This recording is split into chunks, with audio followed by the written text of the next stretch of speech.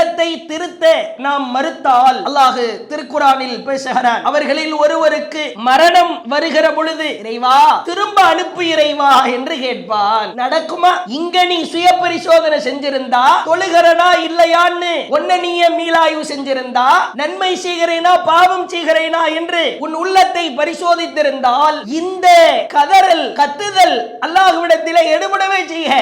இங்க சுய பரிசோதனை செய்யாம இறைவா என்ன திருப்பி அனுப்பு இறைவா என்று கேட்பான். எதுக்கு திருப்பி அனுப்பணும் தெரியுமா? நான் எவற்றையெல்லாம் செய்யாமல் விட்டு வந்தேனோ அப்படிப்பட்ட நல்ல காரியங்களை நான் செய்ய போகிறேன். அல்லாஹ் சொல்லுவான், இது உன்னுடைய வெற்று கூச்சல் தான். நீ சும்மா சொல்றடா, வாயளவில் சொல்கிறாய். 60 வருட காலம் நீ நன்மை செய்யறதுக்கு போதாதா? 70 வருட காலம் அது பத்தாதா? வேற என்னத்தடா நீ செய்து கொண்டிருந்தாய்? இப்ப திரும்பி அனுப்பு, மௌத்த பார்த்த உடனே இப்பொழுது திருப்பி அனுப்பு, இறைவா நன்மை செய்து விட்டு வருகிறேன் என்று சொல்கிறாயே, நீ இந்த பேச்செல்லாம் எப்படிடா பேசுற என்கிற அளவிற்கு அல்லாஹ் கடுப்பாகி சொல்கிறான். இது அவனுடைய வெற்று கூச்சல் தான்.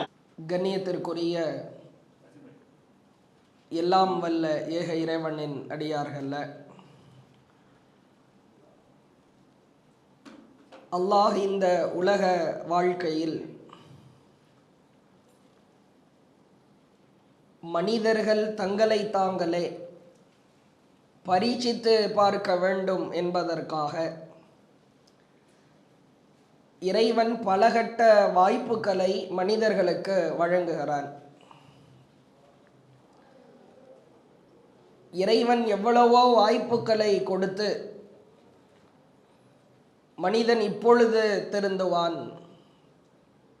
இந்த நேரத்தில் என்னிடம் மீண்டு வருவான். இன்னும் ஒருபடி மேல் சொல்வதாக இருந்தால், இறைவன் ஏராளமான அவகாசங்களை மனிதர்களுக்கு வழங்குகிறார். இரவிலே பாவம் செய்பவன் பகலில் என்னிடத்தில் மன்னிப்பு கேட்பான், நான் மன்னிக்க காத்திருக்கிறேன். பகலிலே பாவம் செய்கிற மனிதன் இரவில் மன்னிப்பு கேட்பான். மன்னிப்பு கேட்பதற்கு அவன் முனைகிற பொழுது அவனை மன்னிக்க நான் காத்திருக்கிறேன் என்றெல்லாம் அல்லாஹ் பல்வேறு விதமான வாய்ப்புகளை மனிதர்களுக்கு வழங்குகிறார். ஆனால் எத்துணை வாய்ப்புகள் கிடைக்கப்பட்டாலும் மனிதர்களாகிய நாம் அழிந்து போகிற இந்த உலக வாழ்க்கைக்காகத்தான் நம்முடைய பெரும் கவனத்தை நாம் செலுத்தி கொண்டிருப்பதை பார்க்கிறோம். அல்லாஹுவின் தூதர் அவர்கள் உக்பா பின் ஆமிர் என்கிற நபித்தோழரிடத்திலே சொன்னார்கள், லகீது ரசூல் அல்லாஹி ஸல்லல்லாஹு அலைஹி வஸல்லம், நான் அல்லாஹுவின் தூதர் அவர்களை சந்தித்தேன். உக்பா இப்னு ஆமிர் அவர்கள் கூறுகிற செய்தியை பார்க்கிறோம். ஃபகால லி, அல்லாஹுவின் தூதர் என்னிடத்தில் சொன்னார்கள், யா உக்பா, உக்பாவே, சில் மன் கஃபஅக, நீ உன்னுடைய உறவுக்காரர்களை, நெருங்கிய உறவினரை துண்டித்து விடாமல், நீ அவர்களை வெட்டி முறித்து விடாமல், அவர்களுக்கான செய்ய வேண்டிய கடமைகளை காரியங்களை எல்லாம் நீ மிகச்சரியாய் செய்ய வேண்டும். வஅதி மன் ஹரமக, அடுத்த அல்லாஹுவின் தூதர் சொன்னார்கள், மீண்டும் நபிகளார் சொன்னார்கள், வஅஃபு அம்மன் பலமக், நீ யாருக்கும் அநியாயம் செய்யாமல் உன்னுடைய பாவங்களுக்காக நீ இறைவரிடத்திலே பாவ மன்னிப்பு தேடு என்று சொல்லிவிட்டு மீண்டும் நபிகளார் சொன்னார்கள், அம்லிக் லிசானக், உன்னுடைய நாவை நீ பாதுகாத்து வைத்துக்கொள், யார் வம்பு தும்புக்கும் தேவையில்லாத பேச்சுக்கல்ல நாவு ஈடுபட்டு விடாமல் அதை பாதுகாப்பாய் வைத்துக்கொள். வபகி அலா ஹதியதிக், உன்னுடைய பாவங்களுக்காக, நீ செய்த தவறுகளுக்காக, குற்றங்களுக்காக நீ அழுது அதை மீளாய்வு செய்து பார். நான் என்ன பாவம் செய்திருக்கிறேன், தவறு செய்திருக்கிறேன் என்றெல்லாம் என் உள்ளத்திலே நானே கேள்வி எழுப்பி அதற்காக அழுது இறைவரிடத்திலே மீளாய்வு செய்ய வேண்டும் என்று அல்லாஹுவின் தூதர் அவர்கள் கற்றுத்தருகிற மிக அழகான செய்தியை பார்க்கிறார். நமக்கான வாய்ப்பு இந்த உலகம்தான். மீண்டும் ஒரு முறை வாய்ப்பு வழங்கப்பட தேர்வு எழுதுகிற கூடம் போன்று அல்ல. ஒரு முறை ஃபெயில் ஆகிவிட்டாலோ தோற்றுவிட்டாலோ மீண்டும் மறுவாய்ப்பு வழங்கப்பட்டு நீங்கள் பாஸ் ஆகி கொள்ளலாம் என்கிற சூழல் எல்லாம் உலகத்தில் உண்டு. ஆனால் இறைவனை பொறுத்த வரைக்கும் ஒரே ஒரு வாய்ப்பை தான் அல்லாஹ் தருகிறார், ஒரே ஒரு வாழ்க்கையை தந்திருக்கிறார். பிறகு நம்மை நாமே மீளாய்வு செய்து பார்க்க கடமைப்பட்டிருக்கிறோம். இன்றைய தினம் தொடருடைய சுய விசாரணை சுய பரிசோதனை தொடர் தலைப்பின் இறுதி நாளிலே நாம் மிக முக்கியமான ஒரு தகவலை அறிந்து கொள்ளவிருக்கிறோம். அதில் அல்லாஹ் பேசுவதாக அல்லாஹுவின் தூதர் அவர்கள் சொல்லுகிற மிக முக்கியமான ஒரு செய்தி. அடியார்களே அடியார்களே அடியார்களே என்று ஒவ்வொரு உபதேசம் செய்கிற பொழுதும் உன்னை நீ சுய விசாரணை செய்து கொள், உன் உள்ளத்தை பரிசோதனை செய்து கொள் என்று அல்லாஹ் உபதேசிக்கிற ஒரு அழகான செய்தியை பார்க்கிறோம். சஹீஹ் முஸ்லிமில் இருக்கிறது. அபூதர் அல்-கிஃபார் ரலியல்லாஹு அவர்கள் இந்த செய்தியை அறிவிக்கிறாங்க. அல்லாஹுவின் தூதர் அவர்கள் சொன்னார்களாம், அல்லாஹ் அடியார்களை பார்த்து பேசுகிறான். நமக்கான உளப்பரிசோதனையில் சுய பரிசோதனையில் மிக முக்கியத்துவம் வாய்ந்த செய்தி. அல்லாஹ் அடியார்களை பார்த்து பேசுகிறான். யா இபாதி, என்னுடைய அடியார்களே, அல்லாஹ் அழைக்கிறார், என்னுடைய அடியார்களே, இன்னி ஹர்ரம்து துல்ம, அநியாயம் செய்வதை எனக்கு நானே அலா நப்சி நான் தடை செய்திருக்கிறேன். ஹராமான காரியங்களையோ அநியாயங்களையோ பாவங்களையோ நீ செய்யாதே. அடியார்களை அழைத்து அல்லாஹ் பேசுகிறார். வஜஅல்துஹு பைனக்கும் முஹர்ரமா, அதனை உங்களுக்கிடையிலும் தடுக்கப்பட்டதாக நான் ஆக்கியிருக்கிறேன்.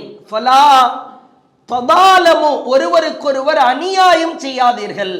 பாவமான காரியத்தை எனக்கு நானே ஹராமாக்கி இருக்கிறேன், அது எனக்கு பிடிக்காது, அதை நீ செய்யாதே.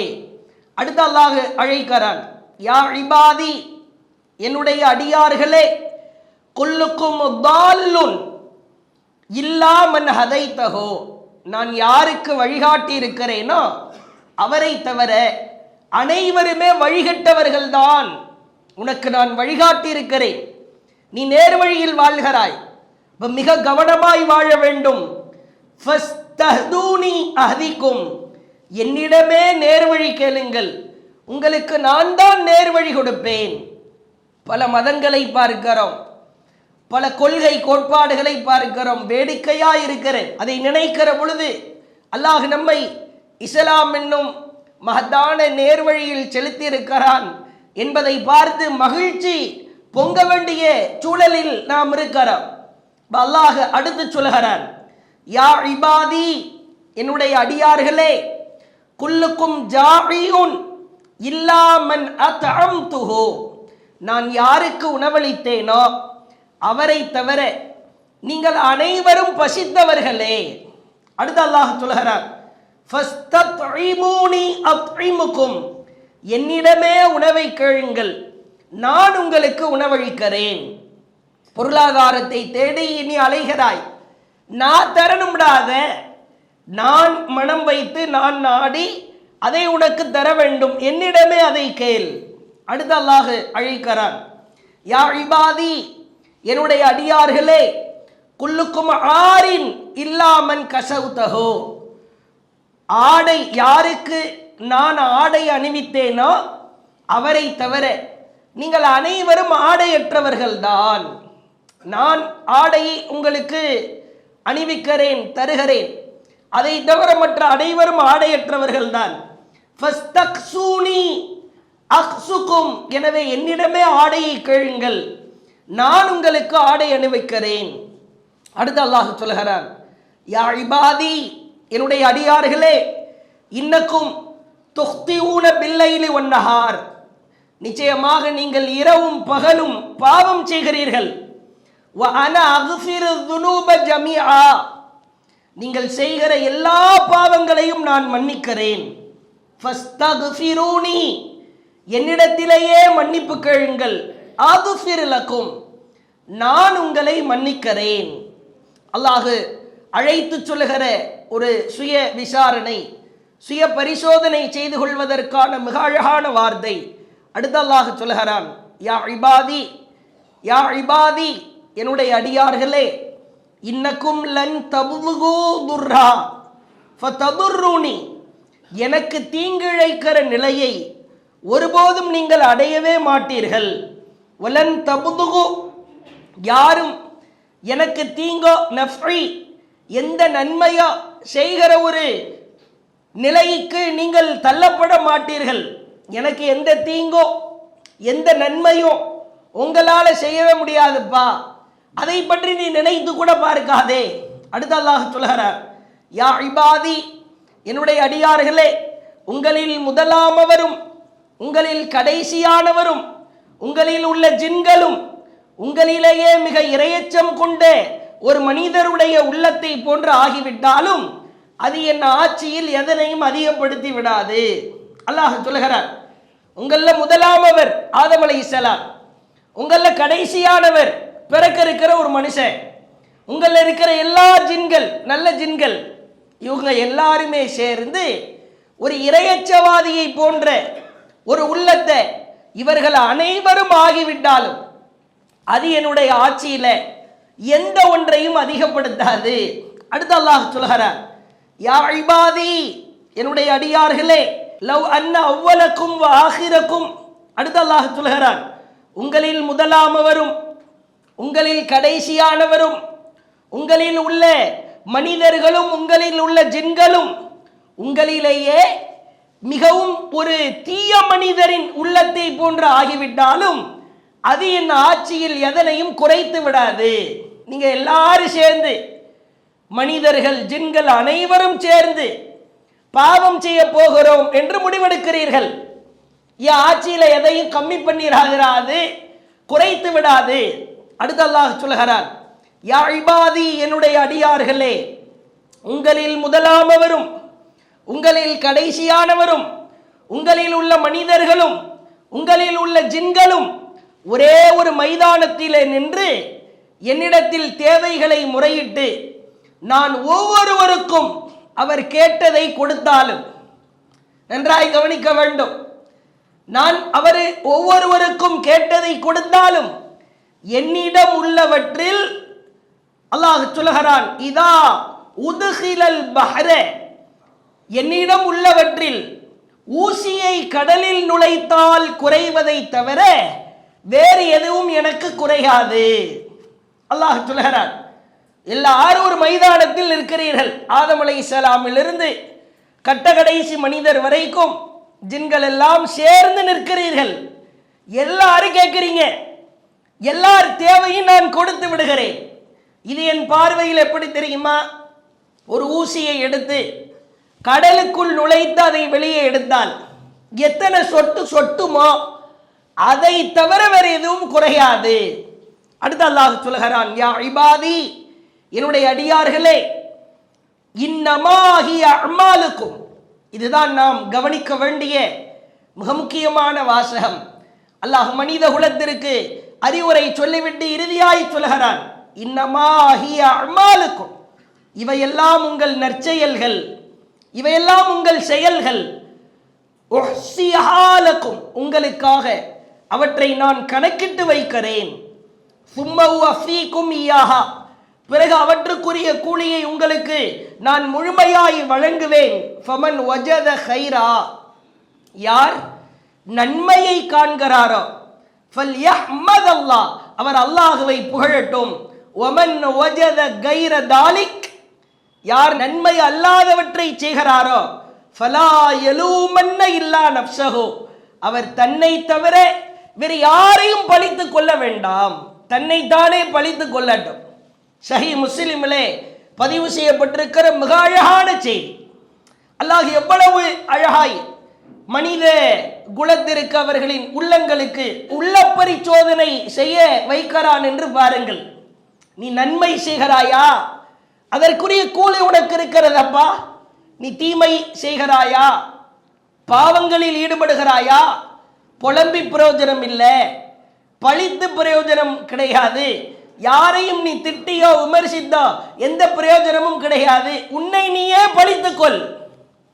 அல்லாஹ் சொல்லுகிற இந்த ஒற்றை செய்தியில் அடியார்களிடத்தில் இறங்கி அல்லாஹ் பேசுகிற மிக அழகான ஒரு சம்பவத்தை பார்க்கிறோம். உள்ளத்தில் ஆழமாய் பதிய வைத்துக் கொள்ள வேண்டும். அல்லாஹ் மனித குலத்திற்கு எவ்வளவு பேரருளை வழங்கியிருக்கிறான். நாம் நன்மை செய்வதின் பால் முயற்சிக்க வேண்டுமே தவிர பாவமான காரியங்கள் செய்து தீமையான காரியங்கள் செய்து அந்த தீமையான காரியத்தில் நம்மை நாமே இந்த உலகத்திலோ அல்லது மறுமையிலோ பழித்துக் கொள்ளுகிற ஒரு நிலையில் நாம் தள்ளப்பட்டு விடக்கூடாது. அடுத்து மிக முக்கியமான செய்தியை பாருங்கள். இந்த உலகத்திலே வாழ்ந்து கொண்டிருக்கிறோம். ஒரு நாள் மரணிக்கத்தான் போகிறோம். மரணம் நம்மை அடைய காத்து கொண்டிருக்கிற இதுல யாரு விதிவிலக்கே கிடையாது.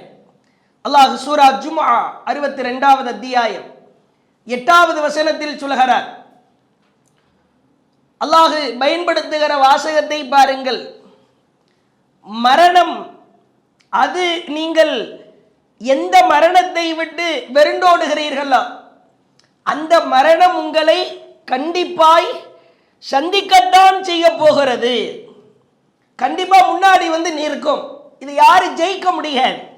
அல்லாஹ் மரணம் குறித்து சில முக்கியமான வசனங்களில் சொல்கிறார். 47வது அத்தியாயம் 27வது வசனத்தில் பார்க்கிறோம். உன் வாழ்க்கை கெட்ட வாழ்க்கையாய் ஆகிவிட்டால் வானவர்கள் உன் உயிரை கைப்பற்ற வருகிற பொழுது உன்னுடைய நிலை மிக கடுமையாயிருக்கும் என்பதை அல்லாஹ் பதிய வைக்கிறான். மிக மோசமாயிருக்கும். மரண தருவாயில் நான் நெருங்கப் போகிறேன். இப்பொழுது எனது நிலை என்ன என்பதை நாம் உளப்பரிசோதனை செய்ய கடமைப்பட்டிருக்கிறோம். வயதாகிவிட்டது அல்லது மரணம் எப்போ வரும்னு தெரியாது. எந்த வயதில் வரும், எந்த சூழலில் வரும் என்னால் அறிய முடியாது. இந்த தருணத்தில் இருக்கிற நான் மரணத்தை நெருங்குகிற பொழுது எனது நிலை எப்படி இருக்கும் என்பதை ஒவ்வொருவரும் நாம் சுய பரிசோதனை செய்வதற்கு கடமைப்பட்டிருக்கிறோம். 47வது அத்தியாயம் 27வது வசனத்தில் அல்லாஹ் சொல்கிறார். ஃபகைஃப இதா தவஃபத்துஹுமுல் மலாயிகா வானவர்கள் யத்ரிபூன உஜூஹஹும் வ அத்பாரஹும் கெட்ட அடியார்களாக இருந்தால் அவர்களின் முகங்களிலும் அவர்களின் முதுகுகளிலும் அடித்து அவர்களின் உயிரை கைப்பற்றும் போது எப்படி இருக்கும் தெரியுமா? அல்லாஹ் கேட்கிறான். அந்த கெட்ட அடியார்களின் பட்டியலில் நாம் வந்து விடக்கூடாது. தூரமாய் உறவினர்கள் இருப்பார்கள், மனைவி, மக்கள், பிள்ளைகள் அனைவரும் இருப்பார்கள். வானவர்களை கண்களுக்கு முன்னால் பார்க்கிற ஒரு வாய்ப்பு எனக்கு மட்டும்தான் இருக்கும். ஏன்? அவ்வளவுதான். இந்த உலக தொடர்பு துண்டிக்கப்பட போக இருக்கிறது. அவரை பார்த்துட்டெல்லாம் சொல்லவே முடியாது, பேசவே முடியாது. வருவார், உயிரை கைப்பற்றுகிற வானவர் வருவார். வந்து முதுகுகளிலும் முகங்களிலும் அடித்து அவர்களின் உயிரை கைப்பற்றுகிற பொழுது எப்படி இருக்கும் தெரியுமா? அல்லாஹ் கேட்கிறான். மற்றும் ஒரு வசனத்தில், அதற்கு அடுத்த வசனத்தில் அல்லாஹ் பேசுகிறான். 47வது அத்தியாயம் 28வது வசனம். ذَلِكَ بِأَنَّهُمْ اتَّبَعُوا مَا أَسْخَطَ اللَّهُ அவர்கள் அல்லாஹ்விற்கு கோபமூட்டுபவற்றை பின்பற்றியதால். எதுக்கு இந்த அடி விழுது? முதுகலையும் முகத்திலையும் அடிச்சு அவர்களின் உயிர் ஏன் கைப்பற்றப்படுகிறது தெரியுமா? அவன் பின்பற்றியதெல்லாம் அல்லாஹுவை கோபமூட்டுகிற, அல்லாஹ் டென்ஷன் ஆகிற, கடுப்பாகிற, இறைவனின் கண்ணியத்தை கெடுத்து குட்டிச்சோறாக்குகிற அது மாதிரியான காரியத்தை அவன் பின்பற்றியதாலும் அவனது பொருத்தத்தை, அல்லாஹுவின் பொருத்தத்தை அவன் வெறுத்ததும் தான் காரணம். ரப்பு பொருத்த வேணுமா, அவுலியா பொருத்த வேணுமா? எனக்கு மனித பொருத்தம் தான் வேண்டும். அல்லாஹுவின் பொருத்தம் வேண்டுமா? ஒரு ஊர் பொருத்தம் வேண்டுமா? ஊர் பொருத்த வேணும். அல்லாஹ்வுடைய பொருத்த வேணுமா? ஜமாத்து பொருத்த வேணுமா? அவர்கள் வேறு செயல்களை சொன்னாலும் கூட மார்க்கத்திற்கு மாற்றமாக குர்ஆனுக்கோ ஹதீஸுக்கோ என்னுடைய அந்த ஜமாத்து சொல்லிவிட்டது, முன்னோர்கள் சொல்லிவிட்டார்கள். அல்லாஹ் சொல்கிறான், ஒரு துவானகு வகரிஹு ரிதுவானஹு, அல்லாஹ்வின் பொருத்தத்தை அவர்கள் வெறுத்ததாலும் இந்த அடி விழுகிறது. ஃபஅஹ்பத அஅமாலஹும், அவர்களின் செயல்களை அல்லாஹ் அழித்து விட்டான். அல்லாஹ்வுடைய பொருத்தம் வாழ்க்கையில இருக்கணும். வேற யாரு பொருத்தம் இருக்குதோ இல்லையோ, யாரை நீ நம்புகிறாயோ இல்லையோ, யாருக்கு நீ மனம் குளிரும்படி நடக்கிறாயோ இல்லையோ, அல்லாஹ் பொருத்தம் இல்லாவிட்டால் உன் நிலைமை அவ்வளவுதான். மற்றொரு வசனத்திலே பார்க்கிறோம், 23வது அத்தியாயம் 99 100வது வசனம். இந்த உலகத்தில் வாழ்கிற பொழுது நம்மை நாமே உளப்பரிசோதனை செய்ய தவறினால், உள்ளத்தை திருத்த நாம் மறுத்தால், அல்லாஹ் திருக்குரானில் பேசுகிறான். 29வது அத்தியாயம் 99 100வது வசனம். ஹத்தா இதா ஜாஅ அஹதுஹுமுல் மௌத், அவர்களில் ஒருவருக்கு மரணம் வருகிற பொழுது, கால ரப்பி இர்ஜிஊன், இறைவா திரும்ப அனுப்பு இறைவா என்று கேட்பான். நடக்குமா? இங்க நீ சுய பரிசோதனை செஞ்சிருந்தா, தொழுகிறனா இல்லையான்னு ஒன்ன நீயே மீளாய்வு செஞ்சிருந்தா, நன்மை செய்கிறேனா பாவம் செய்கிறேனா என்று உன் உள்ளத்தை பரிசோதித்திருந்தால், இந்த கதறல், இந்த கத்துதல் அல்லாஹ்விடத்திலே எடுபடவே செய்ய. இங்க சுய பரிசோதனை செய்யாம இறைவா என்னை திருப்பி அனுப்பு இறைவா என்று கேட்பான். லஅல்லி அஅமலு ஸாலிஹன் ஃபிமா தரக்து, எதுக்கு திருப்பி அனுப்பணும் தெரியுமா? நான் எவற்றையெல்லாம் செய்யாமல் விட்டு வந்தேனோ அப்படிப்பட்ட நல்ல காரியங்களை நான் செய்ய போகிறேன். அல்லாஹ் சொல்லுவான், கல்லா இன்னஹா கலிமத்துன் ஹுவ காயிலுஹா, இது உன்னுடைய வெற்று கூற்றல் தான். நீ சும்மா சொல்றடா, வாயளவில் சொல்கிறாய். 60 வருட காலம் நீ நன்மை செய்யறதுக்கு போதாதா? 70 வருட காலம் அது பத்தாதா? வேற என்னத்தடா நீ செய்து கொண்டிருந்தாய்? இப்ப திரும்பி அனுப்பு, மௌத்த பார்த்த உடனே இப்பொழுது திருப்பி அனுப்பு, இறைவா நன்மை செய்து விட்டு வருகிறேன் என்று சொல்கிறாயே, வெக்கமா இல்லை? நீ இந்த பேச்செல்லாம் எப்படிடா பேசுற என்கிற அளவிற்கு அல்லாஹ் கடுப்பாகி சொல்கிறான். இது அவனுடைய வெற்று கூச்சல் தான். சொல்லிவிட்டு அல்லாஹ் சொல்கிறான், ஒமி வராயிம் பர்ஸகுன் இலா யௌமி யுபஅஸூன், மறுமை நாள் வரை, எழுப்பப்படுகிற நாள் வரை உனக்கு அவ்வளவுதான், நீ இங்குதான் கிடக்க வேண்டும். பிறகு பாருங்கள் 16வது அத்தியாயம் 28 29 ஆகிய வசனங்களில் அல்லாஹ் சொல்கிறான், என்னுடைய மரண தருவாயில் சுய பரிசோதனை செய்திருக்கலாமே, என் உள்ளத்தை திருத்துவதற்கு முயற்சித்திருக்கலாமே என்று கெஞ்சியோ கதறியோ சமாதானம் பேசியோ எந்த பிரயோஜனமும் கிடையாது. நான் மரணிக்க போகிற தருவாயில், ஐயோ என்னை நானே மீளாய்வு செய்ய தவறிவிட்டேனே என்று மனிதன் கேவலப்படுவான், அவமானப்படுவான், கை செய்தப்படுவான். அல்லாஹ் பேசுகிறான். 16வது அத்தியாயம் 28 29 ஆகிய வசனங்கள். அல்லதீன ததவஃபாஹுமுல் மலாயிகத்து ஸாலிமீ அன்ஃபுஸிஹிம், தமக்கு தாமே அநியாயம் செய்து கொண்ட மனிதர்களின் உயிர்களை அல்லாஹ் கைப்பற்றுகிற பொழுது ஃபஅல்கவுஸ் ஸலம, அவர்கள் அல்லாஹ்விடத்தில் சமாதானம் பேச முற்படுவார்கள். டீல் பேச ட்ரை பண்ணுவான். என்ன சொல்லுவான்? மா குன்னா நஅமலு மின் சூ, இறைவா நாங்கள் எந்த குற்றமும் செய்யவில்லையே. அந்த பீதியில பயத்தில் அந்த வானவர்களை கருமை நிறம் கொண்ட, கெட்டவர்களா இருந்தா கருமை நிறம் கொண்ட நீல நிற கண்களுடைய பிரம்மாண்டமான வானவர்கள் வந்து நிற்பார்கள்.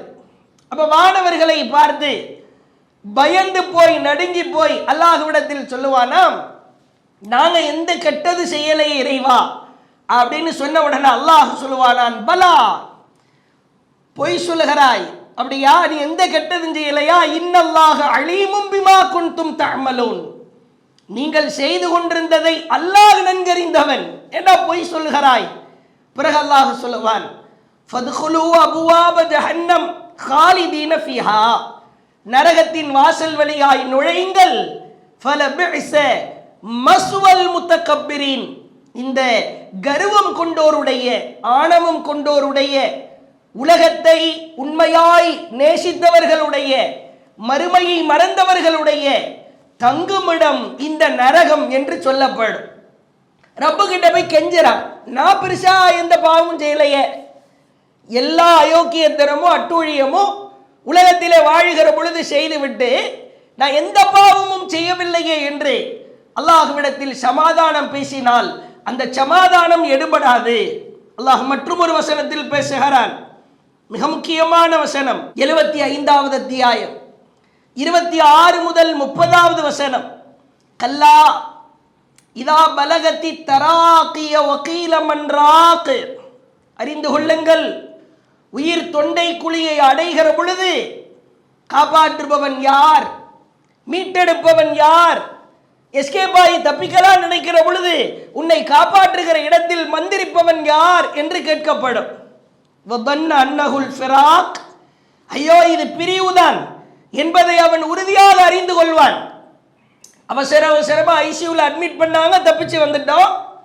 நெஞ்சில அடைப்பு இருந்தது, தப்பிச்சு வந்துட்டோம். ஓப்பன் ஹார்ட் சர்ஜரியில தப்பிச்சு வந்துட்டோம். மூளைய மண்ட கபாலத்தை ஓபன் பண்ணாங்க, அப்பவும் தப்பிச்சு வந்துட்டோம். அப்பெல்லாம் காப்பாத்திடுவாங்க, மருத்துவர் காப்பாற்றி விடுவார், காசு பணத்தை செலவு பண்ணி காப்பாற்றி விடலாம் என்கிற ஒரு உறுதி இருந்தது. இப்ப அவன் பார்க்கிறான், உயிர் தொண்டைக்குழியை அடைகிற பொழுது ஐயோ இது உறுதியான பிரிவு மாறி அல்லவா தெரிகிறது, நம்ம உயிர் போக போகிறது போல இருக்கிறது. கால்களோடு கால்கள் பின்னிக் கொள்ளும். இலா ரப்பிக்க யௌமைதினில் மசாக், அன்றைய தினம் உமது இறைவனின் பக்கமே அவன் மீளுவான், திரும்புவான். மரண தருவாயில் என்னை நான் பரிசோதனை செய்ய தவறிவிட்டேனே என்று நாம் வேதனைப்பட்டு விடக்கூடாது. அதற்கு முன்பாகவே நாம் பரிசோதிக்க கடமைப்பட்டிருக்கிறோம். நீங்கள் பார்க்கலாம், மரண தருவாயில் நாம் மரணிக்க போகிறோம். நம்முடைய மரணம் கண்ணியத்திற்குரிய, மிக சங்கைக்குரிய ஒரு மரணமாய் திகழ வேண்டும். என் பாவங்களை எல்லாம், அந்த பாவ சுமைகளை எல்லாம் நான் இறக்கி வைத்து விட்டேன், கண்டிப்பா என் இறைவனை சந்திக்க போகிறேன், எனக்கு சொர்க்கம்தான் கிடைக்கவிருக்கிறது என்கிற ஒரு ஆர்வம், அந்த ஆர்வத்தோடு அந்த மரணத்தை வரவேற்க வேண்டும். எத்தனை பேர் அப்படி வரவேற்போம்? அடிச்சு புரண்டு ஓடத்தானே நினைக்கிறோம். வயது போகிறது, அல்லது வயதோடு இளைஞர்களா இருப்பவர்களுக்கு கூட மரணம் வருகிறது. உலகத்தை பெரிதாய் அனுபவிக்கவில்லை, அவனும் செத்து போகிறான். என் மரண தருவாயில் அந்த என் உயிரை கைப்பற்றுகிற வானவரை பார்க்கிற பொழுது என் முகம் மகிழ்ச்சியால் மின்னுமா, என் இறைவனை சந்திக்க போகிறேன் என்கிற அந்த ஆர்வமும் ஆசையும் பெருகுமா? சற்று ஆழமாய் சிந்திக்க கடமைப்பட்டிருக்கிறார். மரண தருவாயில் என்னுடைய நிலை எப்படி இருக்க வேண்டும் என்பதற்காக ஏராளமான செய்திகள் நமக்கு படிப்பினையாய் திகழ்கிறது. அதிலே ஒரு செய்தியை பார்க்கலாம். சஹி புகாரியிலே பதிவு செய்யப்பட்டிருக்கிறது. அனஸ் ரலியல்லாஹு அவர்களுடைய தாய் மாமா மரண தருவாயில் எப்படிப்பட்ட ஒரு சூழல் என்று பாருங்கள். ஒரு இளமை பருவத்தில் உள்ளார், இறைவனுக்காகவே தன்னுடைய வாழ்க்கையை தியாகம் செய்தவர், இளைஞர், குர்ஆனை அதிகமாய் மனனம் செய்திருக்கிறவர், குர்ஆன்ல அதிகமான வசனங்களை மனனம் செய்த ஒரு இளம் நபி தோழர் ஹராம் பின் மில்ஹான் ரலியல்லாஹு அன்ஹு. நபிகளார் நயவஞ்சகர்கள் ரசூலுல்லாஹ்வை நம்பி ஏமாற்றி ஒரு சில ஹாஃபில்களை எல்லாம், குர்ஆனை மனனம் செய்தவர்களை எல்லாம் அழைத்து செல்கிறார்கள். பிஹ்ரு மௌனா அப்படின்ற இடம் வந்த உடனே நம்ப வைத்து கழுத்தறுக்கிறார்கள். 70 குர்ஆக்களையும் ஹாஃபில்களையும் கடுமையான முறையில் அவர்கள் கொல்வதற்கு திட்டம் தீட்டுகிறார்கள். அந்த திட்டத்தை சரியாய் நிறைவேற்றவும் செய்கிறார்கள். ஒரு வெள்ளந்தியாய், ரொம்ப ஒரு இலகிய மனம் படைத்த ஹராம் பின் மில்ஹான் அவர்கள் ஒரு எதிரிடத்திலே பேசிக் கொண்டிருக்கிறார். இஸ்லாம்னா இப்படித்தான், இறை தூதர் நபிகள் நாயகம் அவர்கள் சொன்னதுபடித்தான் வாழணும் என்று பேசிக் கொண்டிருக்கிற பொழுது பேச்சை கேட்டுக் கொண்டிருந்தவன் சைகை செய்கிறான். பின்னால் நின்ற ஒரு எதிரி ஈட்டியால் ஹராம் பின் மில்ஹான் அவர்களின் வயிற்று பகுதிக்கும் கீழே மர்ம உறுப்பிற்கும் நடுவிலே பின்னால் ஏற ஒரு சொருகுகிறான். கடுமையான செருகல், மிக கொடுமையான ஒரு காயம் அவருக்கு ஏற்படுகிறது. இப்ப மரண தருவாய், மரணிக்க போகிறார். அவருடைய வாயிலிருந்து வந்த வார்த்தையை பார்க்கிறோம். ஒரு இளைஞர் தான், உலகத்தை பெரிய அளவில் அனுபவிக்கவில்லை. ஆச்சரியமா இருக்கிறேன். குத்தப்பட்ட ஈட்டி முன்னால் வரைக்கும் வந்ததற்கு பிறகு வகான காலஹு யௌம பிஉரு மௌனா கால பித்தம் ஹாக்கதா அனஸ்ரலி எல்லாம் அவங்க அறிவிக்கிறாங்க. அப்படியே ரத்தம் புலபுலன்னு கொட்டுது. அந்த ரத்தத்தை கையில எடுத்தார். ஃபனலஹு அலா வஜ்ஹிஹி வ ரஅஸிஹி, தன்னுடைய தலைமையில் அப்படி கொட்டி இருக்கிற ரத்தத்தை அப்படியே தலையிலையும் முகத்திலையும் தடவி கொண்டார். தடவி விட்டு சிரித்தவாறே சும்ம அவர் எதிரியை பார்த்து சொன்னார், கால ஃபுஸ்து வ ரப்பில் கஅபா, கஅபாவின் அதிபதி மீது சத்தியமிட்டு சொல்கிறேன், நான் வெற்றி பெற்று விட்டேன். மரண தருவாயில் எப்படிப்பட்ட வார்த்தை என்று பாருங்கள். குத்தப்பட்ட ஈட்டி இரத்தமெல்லாம் கொட்டுகிறது. அந்த இரத்தத்தை எடுத்து தடவி விட்டு சொல்கிறார். அதை ஒரு கஸ்தூரி மனம். அல்லாஹுவின் தூதர் சொன்னார்கள், அல்லாஹுவின் பாதையில் யார் உயிர் தியாகம் செய்கிறாரோ அந்த உயிர் தியாகம் செய்கிற பொழுது அவர்களின் உடலிலே இருந்து வடிகிற அந்த இரத்தம் இருக்கிறது அல்லவா, ரீஹுல் மிஸ்க், அது கஸ்தூரி மனத்தை விட சிறந்ததா இருக்கும் என்றார்கள். ஒருவேளை அப்படி நினைத்திருப்பால் போல் இருக்கிறேன். இந்த இரத்தத்தை எடுத்து தலையிலும் முகத்திலும் தடவி விட்டு நான் வெற்றி பெற்று விட்டேன் என்கிறார். எதிரெல்லாம் அப்படியே விளவெழுத்து போயிருக்க மாட்டானா? ஒரு ஆளை குத்துறோம், நான் தோத்து போயிட்டேன்னு தான் சொல்ல. ஐயா, இந்த வயசுலே சாகடிச்சிட்டியடா, இன்னும் நான் அனுபவிக்க வேண்டியது எவ்வளவோ இருக்கிறதடா. ஒரு இளைஞர் திருமணம் ஆகாத நிலையில் இருந்தவர் என்று கூட சில தகவல்கள் வருகிறது. ஒரு இளமை பருவத்திலே உள்ளவர். எப்படிப்பட்ட ஒரு துணிச்சல் என்று பாருங்கள். மரண தருவாயில் நம் வாயில் இருந்து வருமா? மலக்குல் மௌத்தை பார்த்து விட்டோம். அல்லாஹ் அக்பர், இறைவா நான் வெற்றி பெற்று விட்டேன். என் வாழ்க்கையில் நான் அனுபவிச்ச நன்மை இவைகளுக்கெல்லாம் இப்பொழுது பரிசு கிடைக்க போகிறது. அல்லாஹுவை சந்திக்க போக நான் காத்திருக்கிறேன். யார் வாயிலிருந்து வர்றது சிரமந்தான். சமகால இளைஞர்களை நீங்கள் பாருங்கள், அவருடைய வாழ்க்கையின் போக்கை பாருங்கள். தானாக அவனாய் எங்காவது விழுந்து செத்து மரணத்தை தேடிக்கொள்கிறான். சில பேருடைய வாழ்க்கை இஸ்லாத்தின் அடையாளமே இல்லாத அளவிற்கு திகழ்கிறது. அல்லாஹ் நம்முடைய மரண தருவாயில் நான் வெற்றி பெற்று விட்டேன் என்று முழங்குகிற வகையில் நம் மரணம் இருக்குமா? நாம் சிந்திக்க கடமைப்பட்டிருக்கிறோம். அதே மாதிரி மற்றும் ஒரு சம்பவத்தை பாருங்கள். சல்மான் அல் ஃபாரிஸ் ரலியல்லாஹு அவர்கள் ரொம்ப பிரபலியமான ஒரு நபித்தோழர். இவருக்கென்றே தனி வரலாற்று பக்கங்கள் உண்டு. சல்மான் அல் ஃபாரிஸ் அவர்கள் உடல்நிலை சரியில்லாமல் இருக்கிறார், மரண தருவாயில் இருக்கிறார். சாது அவர்கள் அவரை பார்ப்பதற்காக வருகிறார்கள். அவரை பார்க்க வருகிற பொழுது சல்மான் அவர்கள் அழ ஆரம்பிக்கிறார். கடுமையான முறையில் அழுகிறார். அப்ப சாது அவங்கள்ட்ட கேட்குறாங்க, சகோதரனே ஏன் அழுகிறாய்? ஏன் நீ அழுவதற்கு காரணம் என்ன? அல்லாஹுவின் தூதர் அவர்களின் தோழர் நீங்கள் இல்லையா?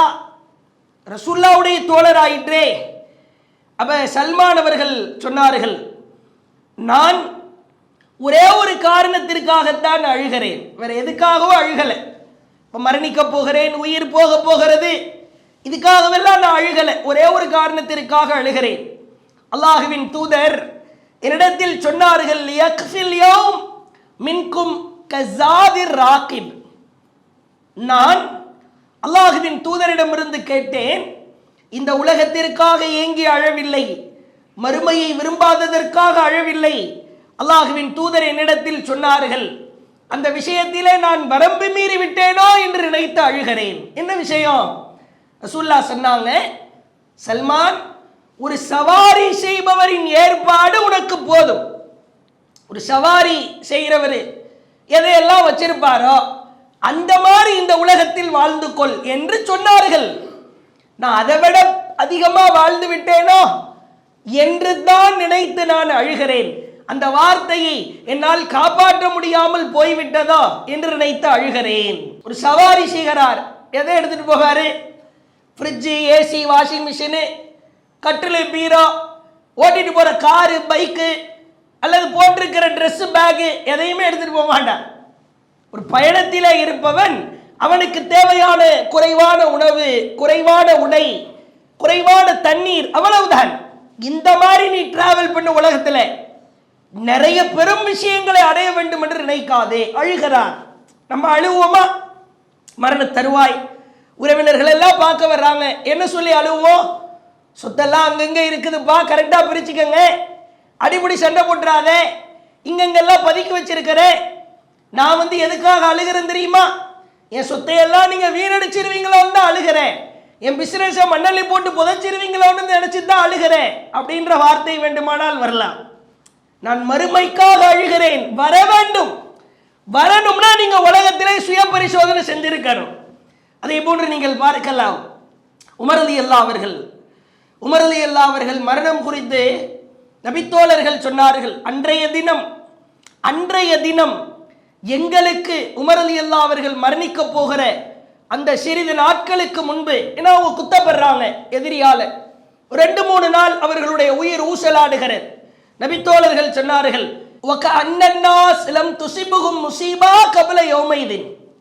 உமர் ரலியல்லாஹு அவர்கள் மரணிக்கிற அந்த நேரத்தில் முஸ்லிம்கள் அடைந்த துன்பத்தை போன்று வேற எந்த நாள் துன்பத்தை அனுபவிக்கல, அவ்வளவு வேதனைப்பட்டோம். அல்லாஹுவின் தூதர் சொன்னார்கள், உமர் அவர்களின் மூலமாக அல்லாஹ் முஸ்லிம்களுக்கு பாதுகாப்பையும் ஒரு உறுதியையும் கொடுத்தான். உமர் ரலியல்லாஹு இஸ்லாத்திற்கு வந்ததற்கு பிறகு கண்ணியம் கிடைக்கிறது, உறுதி கிடைக்கிறது. அந்த உமர் ரலியல்லாஹு அவர்கள் குத்தப்பட்ட நிலையில் இருக்கிறாங்க. 2 முக்கியமான விஷயத்தை பாருங்கள். உமர் ரலியல்லாஹு அவர்கள் தன்னுடைய மகன் மடியிலே அந்த குத்தப்பட்ட நிலையில இருக்கிறார்கள். மகனின் மடியில இருக்கிற பொழுது அந்த மகன்கிட்ட சொல்றாங்க, லா ரஅஸி அலல் அர்ல், இந்த உன் மடியில இருந்து இறக்கி பூமியில என் தலையை கீழே வைப்பா அப்படின்றாங்க.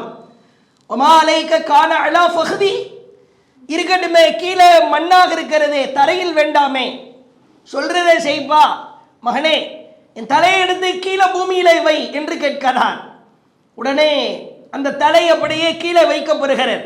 ஃபகால, உமர் சொன்னார், ஒயிலி ஒயிலுன் உம்மி, எனக்கு கேடுதான், என் தாய் என்னை பெற்றெடுத்தாரே அந்த நாளில் அது எனக்கு கேடுதான். இது அரபிகள் யூஸ் பண்ற வார்த்தை. எனக்கு கேடா போயிடக்கூடாதே, எங்க அம்மா என்னை பெற்றெடுத்தது எனக்கே கேடாக ஆகிவிடக் கூடாதே என்று சொல்லிவிட்டு சொல்லுகிறார், இல்லம் யர்ஹம்னி ரப்பி அஸ்ஸ வஜல், அல்லாஹ் என் மேல இரக்கம் காட்டாம போயிட்டான்னா நான் பிறந்தே கேடாக போயிருக்குமே. மரண தருவாயில் அழுகிறார். அல்லாஹ் என் மேல இரக்கம் காட்டுவானா? நான் இப்ப மௌத்தாக போறேன். இப்படி எல்லாம் நம்முடைய உள்ளத்தில் அழுகை வருமா என்று நாம் பரிசோதனை செய்ய வேண்டும். அலி ரலியல்லாஹு அவர்கள், இப்னு அப்பாஸ் ரலியல்லாஹு அவர்கள் சொல்வதை பார்க்கிறோம். உமர் அவர்களுக்கு அல்லாஹ் அருள் புரிவானாக. அல்லாஹுவின் தூதர் பேசுகிற நேரங்களில் எல்லாம், நானும் அபூபக்கரும் உமரும் சென்றோம், நானும் அபூபக்கரும் உமரும் நுழைந்தோம், நானும் அபூபக்கரும் உமரும் திரும்பினோம், நானும் அபூபக்கரும் உமரும் இந்த அமல் செய்தோம். பேசுகிற பொழுதெல்லாம் நான் அபூபக்கர் உமர் என்று அல்லாஹுவின் தூதர் பேசுவதை பார்த்திருக்கிறோம். அதே போன்று சொன்னார்கள் உமர் ரலியல்லாஹு.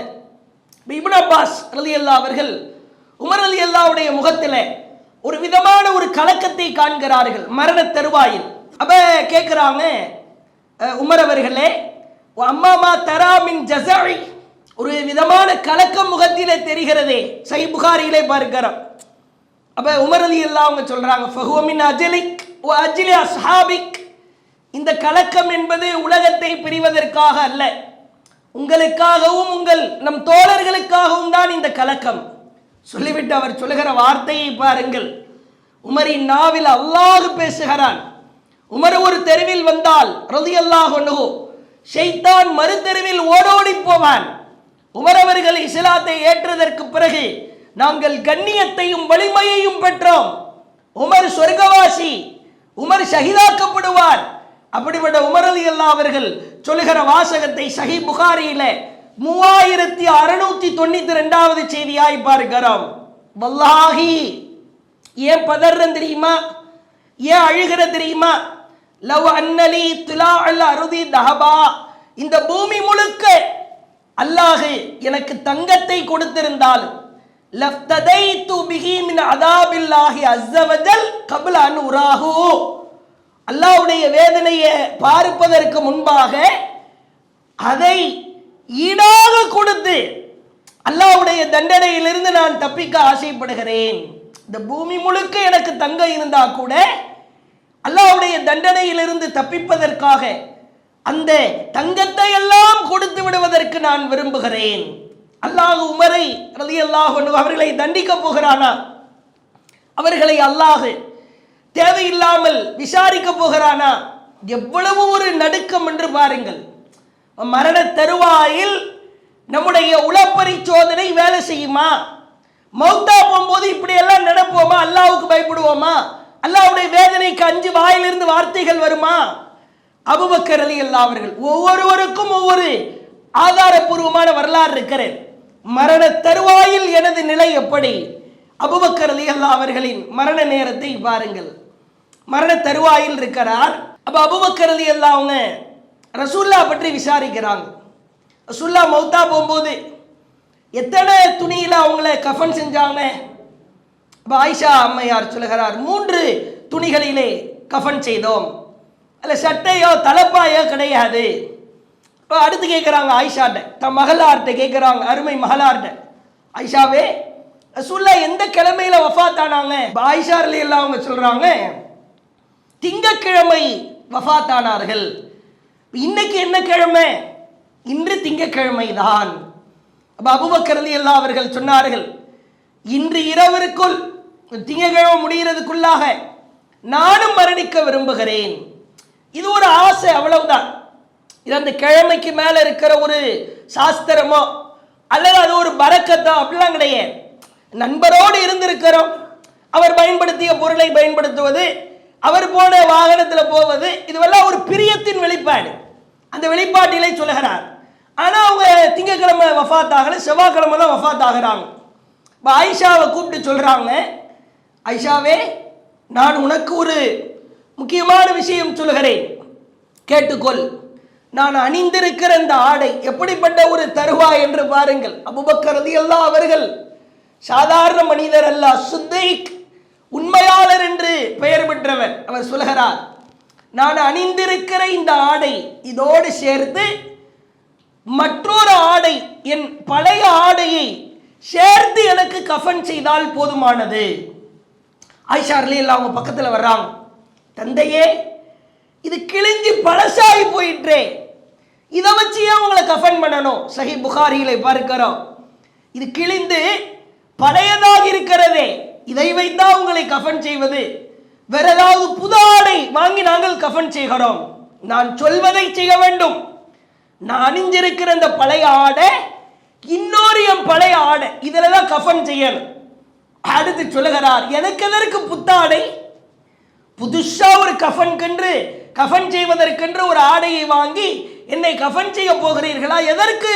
எனக்கு மையத்தை விட உயிரோடு இருப்பவர் தான் புத்தாடை அணிய தகுதியானவர். என் உடலோ அழுகி போக போகிறது, சீல் வடிய போகிறது, சலம் வடிய போகிறது. சீலும் சலமும் வடிகிற இந்த உடலில் இருந்து அந்த புத்தாடைக்கு அது தேவையா? எப்படிப்பட்ட ஒரு பணிவு என்று பாருங்கள். வேண்டாம், பழைய ஆடையிலே கஃபன் பண்ணுங்க. மரணிக்கிற தருவாயில் கூட இந்த உலகில் ஆடம்பரத்தை விரும்பாத, பழைய ஆட போதும், அப்படிப்பட்ட உயர்வான நபி தோழர்கள் மரண தருவாயில் தன் உள்ளத்தை சுய பரிசோதனை செய்திருக்கிறார்கள். இறுதியாய் பாருங்கள், ஏராளமான சம்பவங்கள் இருந்தாலும் நபிகளார், அல்லாஹுவின் தூதர், நாம் பலமுறை சொல்லி இருக்கிறோம், வசீலா என்னும் பதவிக்கு சொந்தக்காரர், ஷஃபாத் செய்வதற்கு தகுதி படைத்தவர்.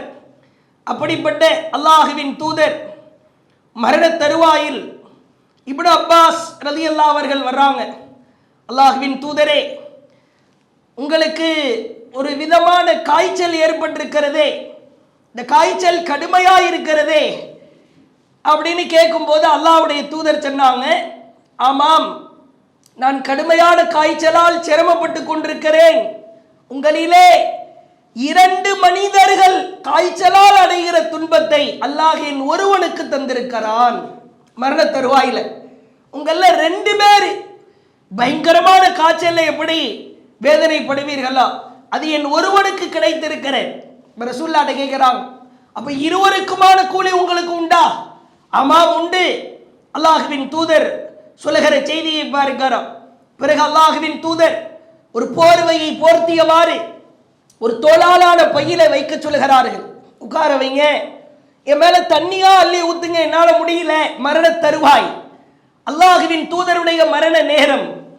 சொல்ல வேண்டிய செய்திகள் ஏராளமானவை இருந்தாலும் அல்லாஹ்வின் தூதரின் இறுதிகட்ட நிகழ்வை பாருங்கள்.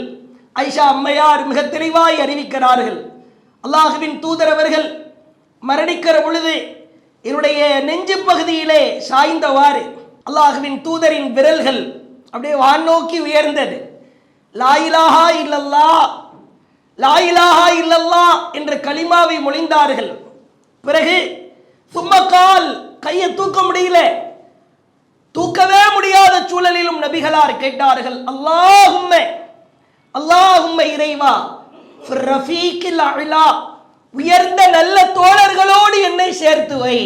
அல்லாஹும்ம ரஃபீக்கில் அலா, உயர்ந்த நல்ல தோழர்களோடு சேர்த்து வை.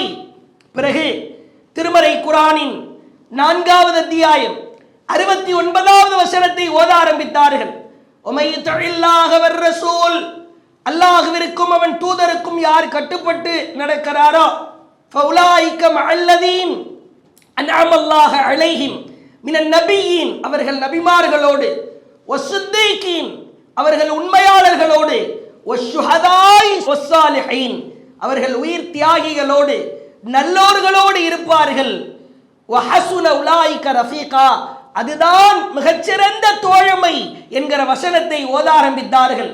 லா இலாஹா இல்லல்லாஹ் என்கிற வாசகத்தை சொல்லி அல்லாஹும்ம ஃபிர் ரஃபீக்கில் அலா, இறைவா உயர்ந்த தோழர்களோடு என்னை சேர்த்து வை என்று சொன்னவாறு அவர்களின் பார்வைகள் முகடை நோக்கி திரும்பியது.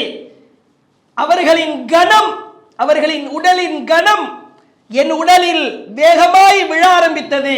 நான் உணர்ந்து கொண்டேன், அல்லாஹ்வின் தூதர் மரணித்து விட்டார்கள் என்பதை நான் உணர்ந்து கொண்டேன். நபிகளாரின் மரண நேரம், கடுமையான காய்ச்சல். அல்லாஹ்வின் தூதர் சொன்னார்களாம், மரணிக்க போகிற சிறிது நேரத்திற்கு முன்பு நபிகளார் சொன்னார்களாம், இன்னலில் மௌத்தி சக்கரா, இன்னலில் மௌத்தி சக்கராத், மரணத்திற்கு, மரண நெருக்கத்திற்கு சக்கராத் வேதனை உண்டு, மரண வேதனை உண்டு. ஐயோ, அதனால் தாங்க முடியலையே. ஆழமாய் நாம் சிந்திக்க கடமைப்பட்டிருக்கிறோம். என்னுடைய மரண தருவாயில் எனது நிலை எப்படி இருக்கும்? அல்லாஹ் நேசித்த முஹம்மது ஸல்லல்லாஹு அலைஹி வஸல்லம் அவர்களுக்கே 2 மடங்கு வேதனை. உமர் ரலியல்லாஹு அவர்கள் கதறி இருக்கிறார்கள், அபூபக்கர் ரலியல்லாஹு அவர்கள் மரண வேதனையில் உழன்றிருக்கிறார்கள். இது போன்ற வரலாற்று பக்கங்களிலே மரண தருவாயில் எனது நிலை என்று நாம் புரட்ட ஆரம்பித்தால் ஒவ்வொருவரும் மரண தருவாயில் அல்லாஹ்வின் வேதனைக்கு அஞ்சி நடுங்கி இருப்பதை பார்க்கிறோம். உள பரிசோதனை செய்தவர்கள், சொர்க்கத்திற்கு நன்மாராயம் சொல்லப்பட்டவர்கள், தியாகிகள், பல போர்க்களங்களில் கலந்து கொண்டவர்கள், அவர்களே இவ்வளவு அஞ்சி நடுங்குகிற பொழுது நாம் அஞ்சுவோமா? நாம் அஞ்சுகிற நிலையில் நம் வாழ்க்கை இருக்கிறதா என்பதை நாம் மீளாய்வு செய்ய கடமைப்பட்டிருக்கிறோம். மரணிக்க போகிறேன், வானவரை பார்க்கிறேன், இறைவா உன்னை சந்திப்பதில் நான் பெருமகிழ்ச்சி கொள்கிறேன் என்கிற வகையில் நம்முடைய மரணத்தை நாம் சந்திக்க வேண்டுமானால் நம்முடைய வாழ்க்கையை உளப்பரிசோதனை செய்வோம். இந்த 7 நாட்கள் விசாரிக்கப்படுவதற்கு முன் உங்களை நீங்களே விசாரித்துக் கொள்ளுங்கள் என்கிற பார்வையிலும், இரண்டாவது நப்சை உளப்பரிசோதனை செய்வோம், பரிசுத்தப்படுத்துவோம் என்கிற பார்வையிலும், தனிமையில இருக்கிற பொழுது நான் யார், என் அந்தரங்க வாழ்க்கை எப்படி இருக்கிறது என்கிற பார்வையிலும், மலிவாய் கருதப்படுகிற ஆபத்தான பாவங்கள் நம்மை சுற்றி எவ்வளவு இருக்கிறது என்கிற பார்வையிலும், இறைவனுக்காக நம் பாவங்களை நினைத்து கண்ணீர் சிந்தி கண்ணீரால் கண்ணியம் பெறுவோம் என்கிற பார்வையிலும், உலகப்பற்றை உடை தெரிந்து உளப்பரிசோதனை செய்வோம் என்கிற பார்வையிலும், மரண தருவாயில் எனது நிலை என்ன என்கிற பார்வையிலும் பல்வேறு வகைகளில் நாம் உளப்பரிசோதனை சுய விசாரணை செய்திருக்கிறோம். அல்லாஹ் நம் அனைவரையும் இந்த உலகத்திலேயே நம் பாவங்கள் எல்லாம் மன்னிக்கப்பட்டு நமக்கு நாமே விசாரணை செய்து கொண்டு மீண்டு இறைவனுக்கு முன்னால் நிற்கிற பொழுது மகத்தான உயர்ந்த ஜன்னத்துல் ஃபிர்தௌஸ் சொர்க்கத்தை தருவதற்கு இந்த சுய பரிசோதனை இன்றியமையாத காரியமாய் இருக்கிறது என்பதை உளமாற பதிய வைத்துக் கொண்டு ஜஸாக்குமுல்லாஹு ஹைரா எனது உரையை நிறைவு செய்கிறேன். வாஹிரு தஅவானா அனில் ஹம்துலில்லாஹி ரப்பில் ஆலமீன். அல்லாஹு அக்பர், அல்லாஹு அக்பர்.